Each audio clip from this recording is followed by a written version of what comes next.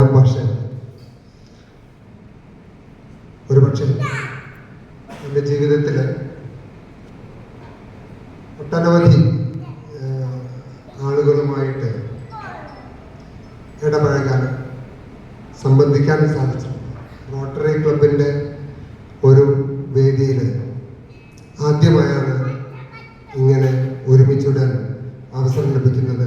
അതിന് ആദ്യമായി റോട്ടറി ക്ലബിൻ്റെ ഭാരവാഹികളോട് അതിൻ്റെ മെമ്പർമാരോട് നന്ദി അറിയിക്കുക. നമ്മൾ ഓരോരുത്തരും ഒരുപക്ഷെ നമ്മൾ ചിന്തിച്ചാൽ നമ്മുടെ ജീവിതത്തിൽ ഒട്ടനവധി നന്മകൾ ചെയ്തു കൂട്ടുന്നുണ്ട്.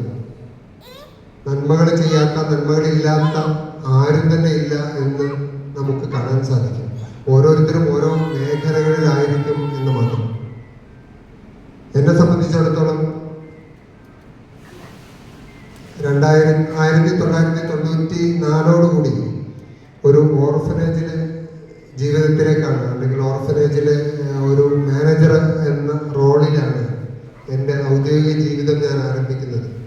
അവിടെ വെച്ച് പലപ്പോഴായി കണ്ട സങ്കടങ്ങളും വിഷമങ്ങളും ബുദ്ധിമുട്ടുകളും പ്രയാസങ്ങളും ആണ് ഒരുപക്ഷെ എന്നെ ഈ ഒരു രൂപത്തിലേക്ക്, അല്ലെങ്കിൽ ഈ ഒരു വഴിയിലേക്ക് പരിവർത്തിപ്പിച്ചത് എന്നുള്ളതാണ് സത്യം.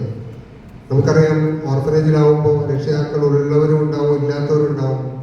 അതേസമയം ഉള്ളവർ തന്നെ ഇല്ലാത്തതിന് സമമായിരിക്കും ആ ഒരു അർത്ഥത്തിൽ വരുമ്പോൾ.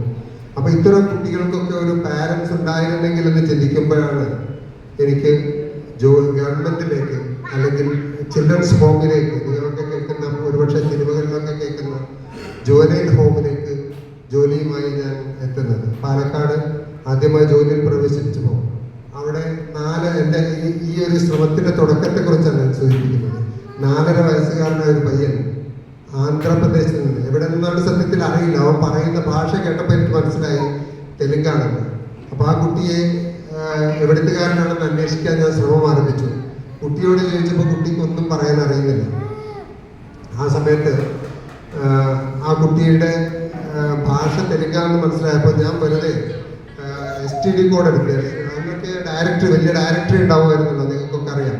ആ ഡയറക്ടറി എടുത്ത് അതിൽ STD കോഡ് വെച്ച് 6 അക്കം ഡയൽ ചെയ്തു. ഏതോ എനിക്ക് മനസ്സിൽ തോന്നിയ 6 അക്കം. ആ ഫോൺ നമ്പർ എൻ്റെ മറ്റേ തലക്കിൽ എനിക്ക് കിട്ടിയത് ഒരു SBI മാനേജറായിരുന്നു. അദ്ദേഹത്തോട് ഞാൻ ഇംഗ്ലീഷിൽ കാര്യങ്ങൾ സംസാരിച്ചപ്പോൾ അദ്ദേഹം ഈ കുട്ടിയുമായി സംസാരിക്കാൻ തയ്യാറായി. അങ്ങനെ ആ കുട്ടിയുമായി സംസാരിച്ചപ്പോഴാണ് ആ കുട്ടിയിൽ നിന്ന് സത്യവീടു എന്ന് പറയുന്ന ഒരു സ്ഥലം ഇവർക്ക് മനസ്സിലാക്കാൻ സാധിച്ചു. സത്യവീടു എന്ന് പറഞ്ഞപ്പോൾ ആ കുട്ടി പറഞ്ഞു അമ്മ ഇല്ലു എന്ന് പറഞ്ഞു. അപ്പൊ അതിന്റെ അടിസ്ഥാനത്തിൽ ആ അമ്മ ഇല്ലു എന്നുള്ള വാക്കിൽ നിന്നും അമ്മയുടെ വീടെന്ന് മനസ്സിലാക്കുകയും അതിന്റെ അടുത്തുള്ള സ്ഥലങ്ങളൊക്കെ കുട്ടിയോട് മാപ്പിൽ നോക്കി ഇങ്ങനെ ചോദിച്ചപ്പോൾ, നിരന്തരം കുറേ സ്ഥലങ്ങൾ ചോദിച്ചപ്പോൾ പാക്കാല എന്നൊരു പോലീസ് സ്റ്റേഷൻ പരിധിയിലുള്ള ഒരു സ്ഥലം, പാക്കാല എന്ന് പറയുന്ന ഒരു സ്ഥലം കുട്ടിയോട് ചോദിച്ചപ്പോൾ ആ കുട്ടി പറഞ്ഞു ഇല്ലു എന്ന് പറഞ്ഞു. അപ്പൊ മനസ്സിലായ കുട്ടിയുടെ വീട് അവിടെയാണ്. STD കോഡിനടുത്ത് വെച്ച് ആ ബാങ്ക് മാനേജറെ വീണ്ടും വിളിക്കുകയും പാക്കാല പോലീസ് സ്റ്റേഷനിൽ നമ്പർ കിട്ടുമോ എന്ന് അന്വേഷിച്ചപ്പോൾ അദ്ദേഹം, അന്ന് മൊബൈൽ ഫോണില്ലല്ലോ, നിങ്ങൾക്കറിയാം, അത് 2005-2006 പീരീഡിലാണ്. അപ്പോൾ ആ മൊബൈൽ ഫോൺ ഇല്ലാത്ത കാലത്ത് ലാൻഡ് ഫോൺ നമ്പർ ചോദിച്ചപ്പോൾ പോലീസ് സ്റ്റേഷനിലെ നമ്പർ കിട്ടുകയും ആ പോലീസ് സ്റ്റേഷനിൽ നിന്ന് ഈ കുട്ടിയുടെ കാര്യം സംസാരിച്ചപ്പോൾ ആ കുട്ടിയുടെ അച്ഛൻ ഒരു ഡോക്ടറാണ്. ഇദ്ദേഹം ഈ കുട്ടിയെ അന്വേഷിക്കാൻ വേണ്ടി സ്റ്റേഷനിൽ വന്ന് കംപ്ലൈന്റ് ചെയ്ത് പല പ്രാവശ്യം ഓരോ ദിവസം രാവിലെ വൈകുന്നേരം സ്റ്റേഷനിൽ വരും, എന്തെങ്കിലും വിവരം കിട്ടിയോ. പല സ്ഥലങ്ങളിലേക്ക് പലരും അന്വേഷിച്ചിറങ്ങിയിട്ടുണ്ട്. ഞാൻ വിളിച്ച സമയത്ത് അദ്ദേഹം പോലീസ് സ്റ്റേഷനിലുണ്ട്. പോലീസ് സ്റ്റേഷനിൽ അദ്ദേഹം ഒരു കള്ളിമുണ്ടും ഒരു ടീഷർട്ടും ഇട്ടാണ് സ്റ്റേഷനിൽ നിൽക്കുന്നത്.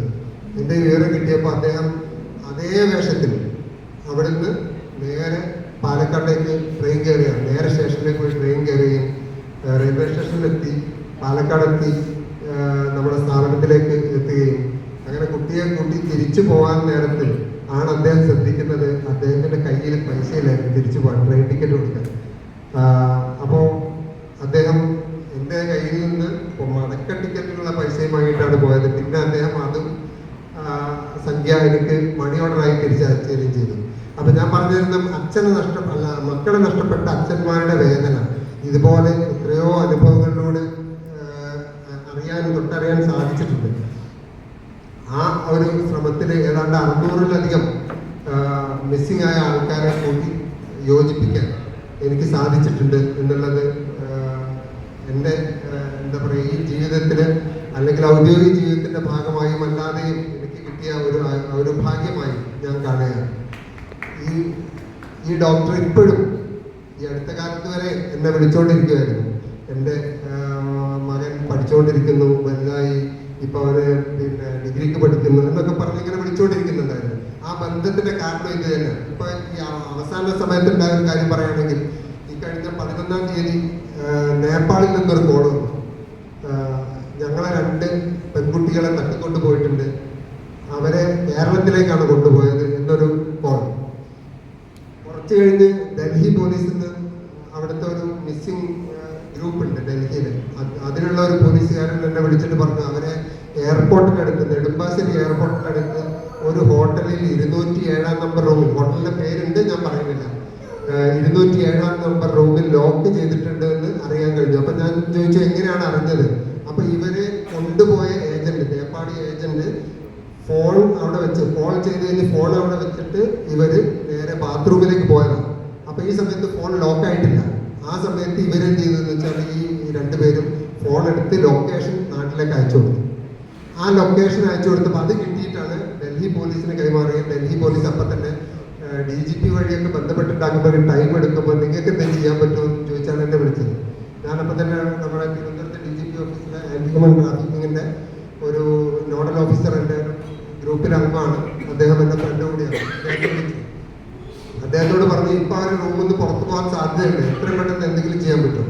അപ്പൊ അദ്ദേഹം പറഞ്ഞു ഞാൻ നോക്കാം എന്ന് പറഞ്ഞു. പക്ഷെ 15 മിനിറ്റിനുള്ളിൽ എനിക്ക് മറുപടി കിട്ടിയത് പിന്നെ ആ 2 കുട്ടികൾ, ആ പെൺകുട്ടികളാണ് പിന്നെ എന്നെ വിളിക്കുന്നത്. ഡൽഹിയിലേക്ക് വിളിച്ചിട്ട് നമ്പർ വാങ്ങി എന്നെ വിളിക്കുന്നത്, നിങ്ങൾ അയച്ച ആളുകളാണോ ഇപ്പൊ വന്നത്? ഇതാണ് അവർക്ക് അറിയേണ്ടത്. കാരണം ഈ ഏജന്റ് ഏർപ്പെടുത്തിയ ആളുകളാണോ വന്നതെന്ന് അറിയില്ല. യൂണിഫോമിലല്ല വന്നത്. 3 പേര് വന്നത് ഞങ്ങൾ നെടുമ്പാശ്ശേരി പോലീസാണെന്ന് പറഞ്ഞ് വന്നപ്പോൾ അവർക്ക് വിശ്വസിക്കാൻ കഴിഞ്ഞില്ല. കാരണം ഒരു ചതിയിൽപ്പെട്ടാണ് അവിടെ എത്തിയത്. അടുത്ത ചതിയിൽ വീണ്ടും മലയാളികൾ പൈസ കൊടുത്ത് വാങ്ങിക്കൊണ്ട് പോകാമെന്നായിരുന്നു അവരുടെ ഭയം. അങ്ങനെ അവരെന്നെ വിളിക്കുകയും ഉറപ്പുവരുത്തുകയും, പോലീസാണെന്ന് ഉറപ്പുവരുത്തുകയും ചെയ്ത ശേഷം അവർ പോയി കഴിഞ്ഞ 2-3 ദിവസം മുന്നേ അവര് നേപ്പാളില് വീടുകളിൽ തിരിച്ചെത്തുകയും അതിന്റെ ഫോട്ടോസൊക്കെ ഞങ്ങൾക്ക് അയച്ചു തരികയും ചെയ്യുന്നുണ്ട്. അപ്പൊ ഇങ്ങനെയുള്ളൊരു പ്രവർത്തനമാണ് സത്യത്തിൽ ആ ഗ്രൂപ്പ് വഴി നമ്മൾ നടത്തിക്കൊണ്ടിരിക്കുന്നത്. ഒട്ടനവധി പേരെ ഇനിയും നമ്മൾ രക്ഷപ്പെടുത്താനുണ്ട്.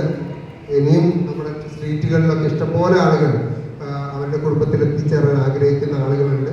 അവരൊക്കെ നമുക്ക് ഇതുപോലുള്ള പ്രവർത്തനങ്ങളുടെ രക്ഷപ്പെടുത്തിയെടുക്കാൻ സാധിക്കുമെന്നുള്ള വിശ്വാസമുണ്ട്. നിങ്ങളൊക്കെ സപ്പോർട്ടും സഹകരണം ആ വിഷയത്തിൽ വേണം എന്ന് മാത്രമാണ് ഇത്തരണത്തിൽ പറയാനുള്ളത്.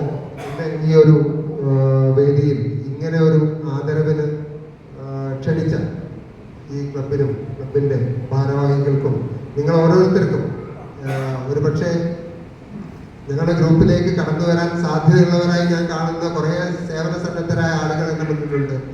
അവരൊക്കെ ഇത്തരണത്തിൽ ഈ ഒരു പരിപാടിക്ക് ക്ഷണിച്ചതിന്റെ പേരിൽ നന്ദി അർപ്പിച്ചുകൊണ്ട്